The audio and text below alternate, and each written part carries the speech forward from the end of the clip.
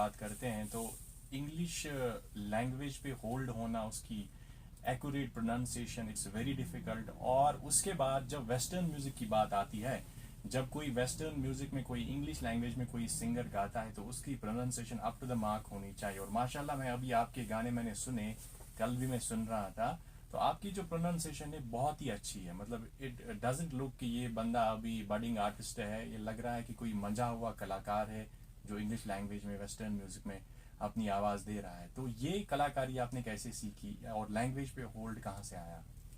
जो ये आप बता रहे हैं ये बचपन में ही होता है, क्योंकि ब्रेन जो है ह्यूमन का वो 15 इयर्स तक बनता है।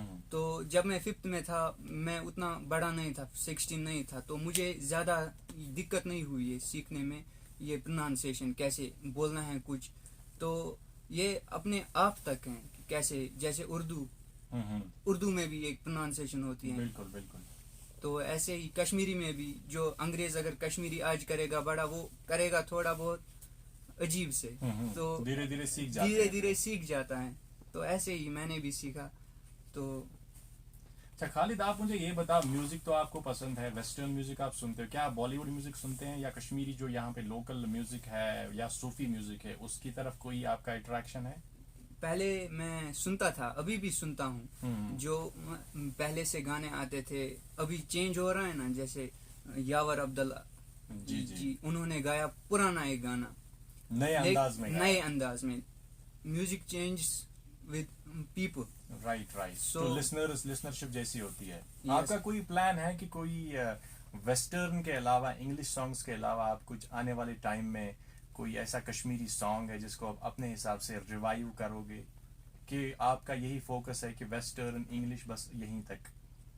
वेस्टर्न इंग्लिश ये कुछ मामला नहीं है, लेकिन मैं कश्मीरी में भी गा सकता हूँ। तो ये कोई बड़ा मसला नहीं है, क्योंकि मैं तो कश्मीरी ही हूँ। बिल्कुल। तो अभी मैं देख रहा हूँ कि कश्मीर पहले फोकस है हाँ बिल्कुल। वेस्टर्न एक पे। पर्टिकुलर जॉनर होता है हर एक सिंगर का, पहले वो उस पे फोकस करता है और उसके बाद जब एक्सपर्टीज मिलती है तो वो आगे जाकर कहीं और पे भी मतलब एक्सपेरिमेंट्स कर सकता है।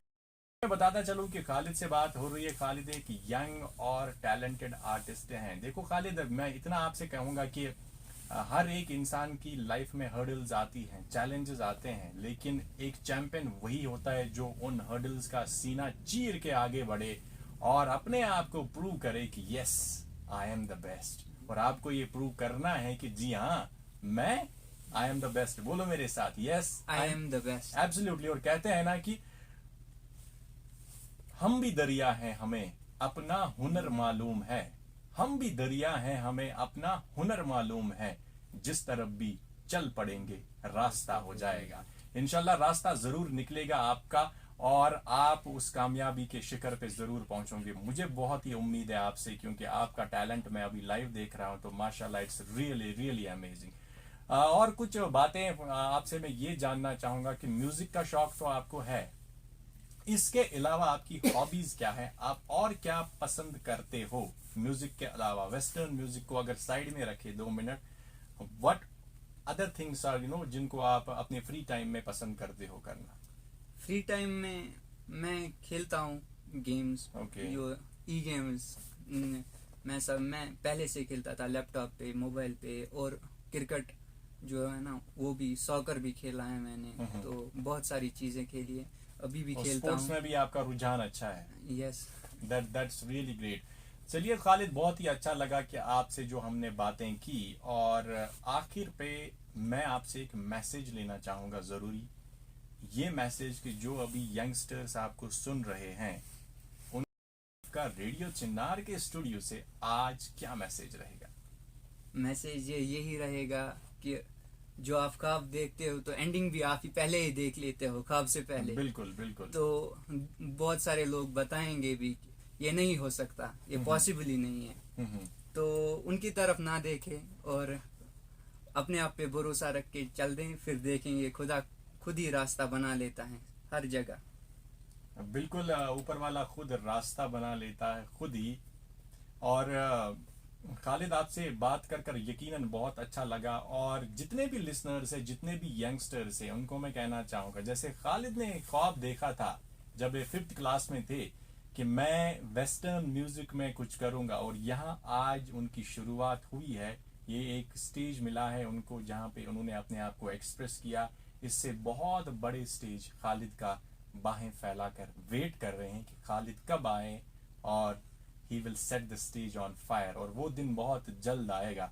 दोस्तों आप कहीं जाइएगा नहीं, अपने शो का प्रोमो चलाऊंगा, उसके बाद ही खालिद लाइव आज के शो का आखिरी नगमा गाएंगे, अपने इंटरव्यू का आखिरी नगमा गाएंगे, और फिर इनको हम देंगे इजाजत। आप कहीं जाइएगा नहीं, आप बस बने रहिए हमारे साथ और सुनते रहिए रेडियो चिनार 90.4, हर दिल की धड़कन। I'll be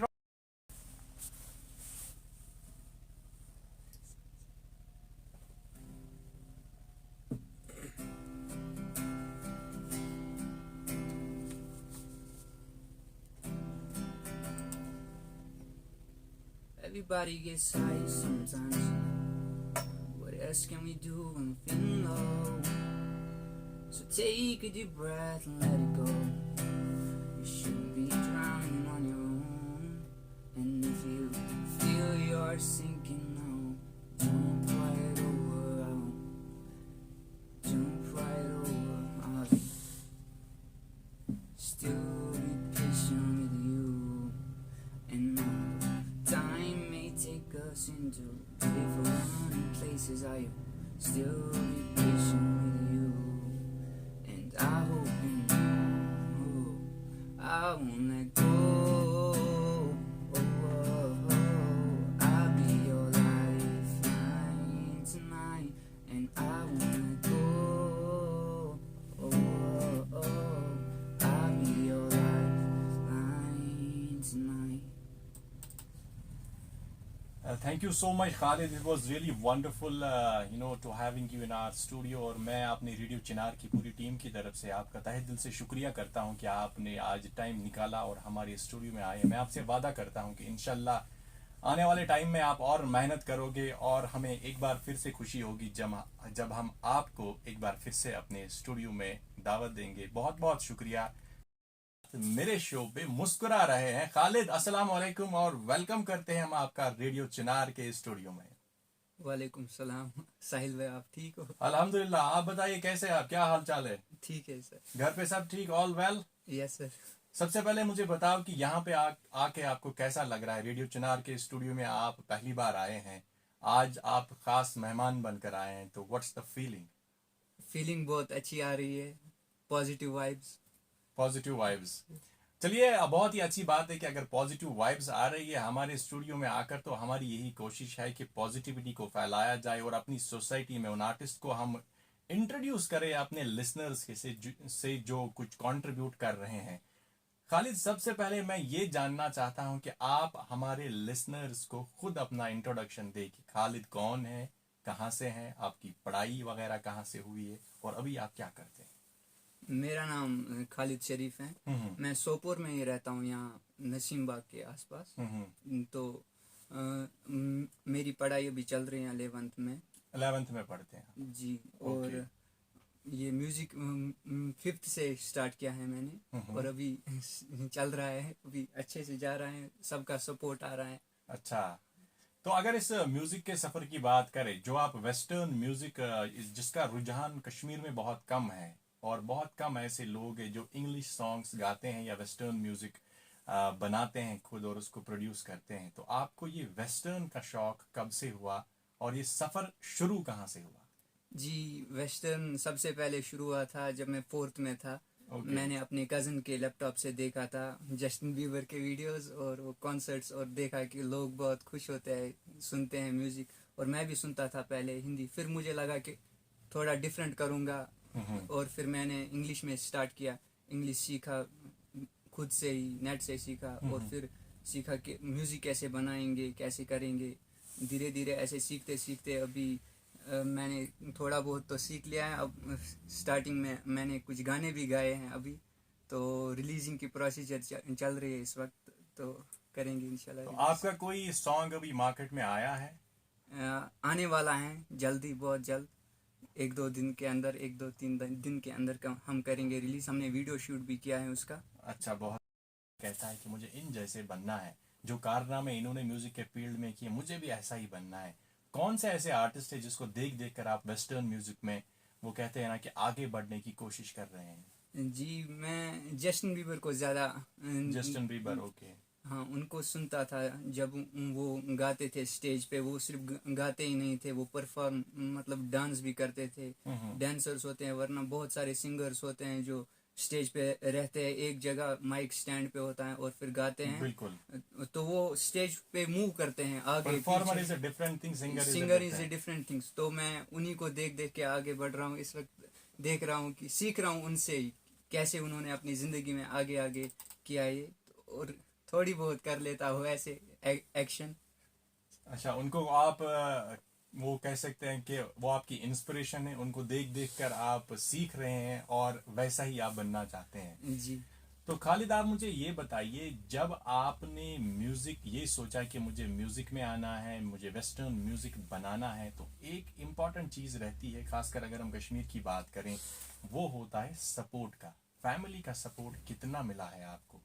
पहले तो फैमिली का सपोर्ट नहीं मिला 2-4 साल तक। अच्छा।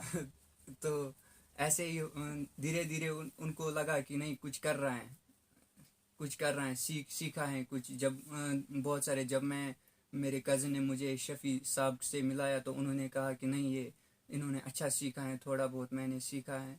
तो उन्होंने कहा, तो फिर धीरे धीरे सपोर्ट आना शुरू हुआ। और उससे पहले सपोर्ट नहीं था। तो फिर भी you have to fight with the people just to make sure you make your dreams come true.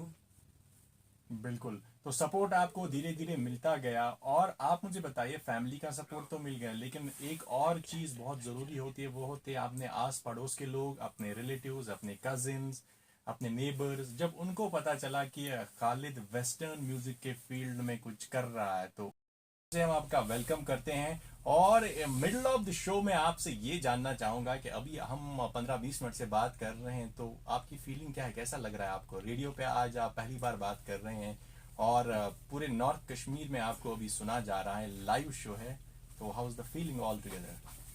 Feeling बहुत अच्छी है, बहुत खुश हूँ इस वक्त कि यहाँ पर आने का मौका भी मिला, आपसे बात करने का मौका मिला। और मैं कैसे बताऊँ अपनी फीलिंग तो बता ही नहीं जा सकती। आई एम स्पीचलेस, हाँ, ऐसे कह सकते हैं।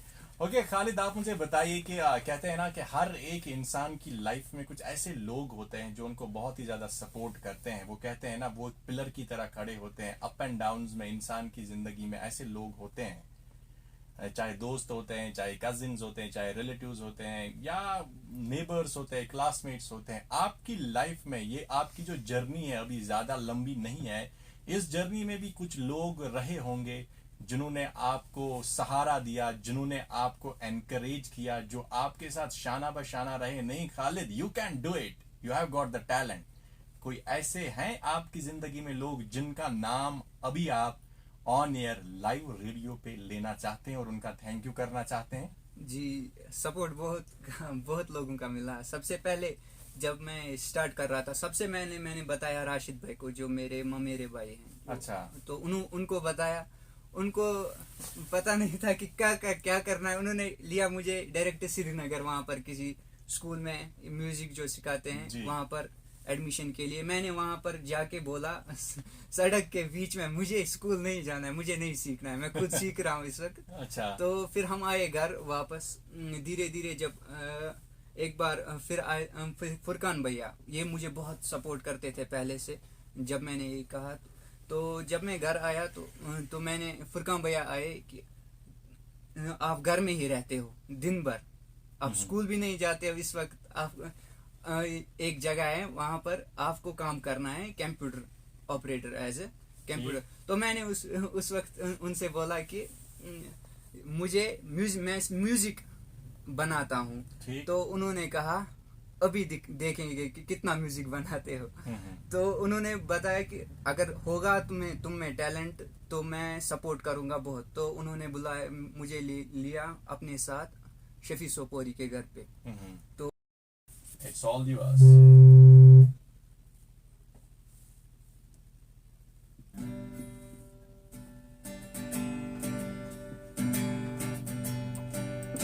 you got a fast car, tickets to anywhere. Maybe we can make a deal. Maybe together we can get somewhere. Any place is better. Study from you, got nothing to lose. Maybe we'll make something. Me, myself, I got nothing to prove. See, my old man's got a problem. He lives bada, that's the way it is. It seems body's too old for working. Body's still young to live it like this. My mom went off and left him. She wanted more from life than he could give. Said somebody's gotta take care of him. So I quit school, that's what I did. So remember we were driving a car. Speed so fast I felt like I was drunk. See the last day out before when your arms were wrapped right around my shoulder. And I had a feeling that I belonged. And I had a feeling I could be someone. Wow, this is really beautiful, Khaled. It's really amazing and I must music में आपने क्या क्या सीखा है और क्या क्या ऐसे स्किल्स हैं जो वेस्टर्न म्यूजिक में सीखने की ज़रूरत होती है, क्योंकि जो भी अभी लिसनर्स आपको सुन रहे हैं, अगर उनमें से कोई लिसनर ऐसा है जो चाहता है कि वो वेस्टर्न म्यूजिक सीखे, क्या क्या चीज़ें सीखनी ज़रूरी होती है इसमें? वेस्टर्न म्यूजिक और बॉलीवुड म्यूजिक में आजकल कोई ज़्यादा डिफरेंस नहीं है. आजकल वेस्टर्न में ज़्यादा यहाँ पर वेस्टर्न में होते हैं अभी सिंथ्स ज़्यादातर यूज़, वो सीखने से. और जो भी कोई वेस्टर्न म्यूज़िक बनाना चाहता है उसको अगर देखें तो वो म्यूज़िक सीखने की ज़रूरत नहीं है उसको, क्योंकि आजकल वेस्टर्न में पीपल जो लोग हैं वो सुनते हैं जो सेंस बनाए ना म्यूज़िक जो होता है, म्यूज़िक जो अच्छा लगे कानों को, वही ज़्यादा लोग बाहर प्रेफर करते हैं. आजकल वोकल चॉप्स बनाते हैं, बहुत सारी चीज़ें बनाते हैं. और